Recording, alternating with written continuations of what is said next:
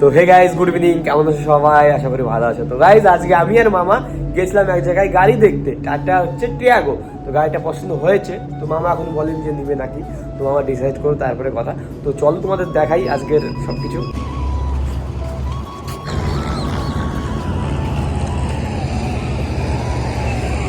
First time কোনো গাড়িতে বসলাম এখানে, মানে যেটা হচ্ছে ড্রাইভার সিট, সেখানে যেটা চালায়। তো আমিও আগে কোনো গাড়ি চালাইনি, তো ফার্স্ট টাইম ট্রাই করব। গাড়িটা আমার খুব ভালো লেগেছে, মানে সেকেন্ড হ্যান্ড কন্ডিশন, কিন্তু ভালো কন্ডিশন। সেকেন্ড হ্যান্ড মানে কিন্তু ভালো কন্ডিশন। তো ওইদিকে দেখো সব কিছুই নতুন নতুন মনে হচ্ছে, এখন প্লাস্টিক ওঠে নেই।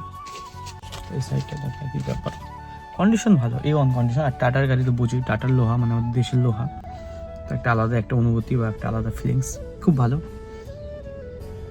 দেখি কি হয়, মামা আসুক। মামা একটু গেছে তোমার মোহনা।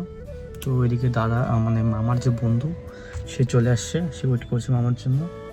তো 5-10 মিনিটে চলে আসবে, তারপর তোমাদের দেখাবো কি হয় না হয়। এটা হচ্ছে আমার মামার নেওয়ার ইচ্ছা। তো দেখি এখন মামা আসছে।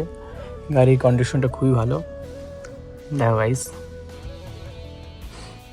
তো এটা হচ্ছে টাটা, কি আছে টাটার টিয়াগো, হ্যাঁ টাটার টিয়াগো। তো গাড়িটার লুকটা ভালোই আছে। এটা হচ্ছে তোমার টপ এন্ড ভেরিয়েন্ট, কন্ডিশন ভালোই, A1 কন্ডিশন। খুব একটু পরিষ্কার করতে লাগবে, নোংরা হয়ে আছে জায়গাটা। তো মামা দেখি নেয় কি না। মামার পর আমি বললো যে তোর পছন্দ হলে নিবো না। তা বললাম ঠিক আছে দেখি।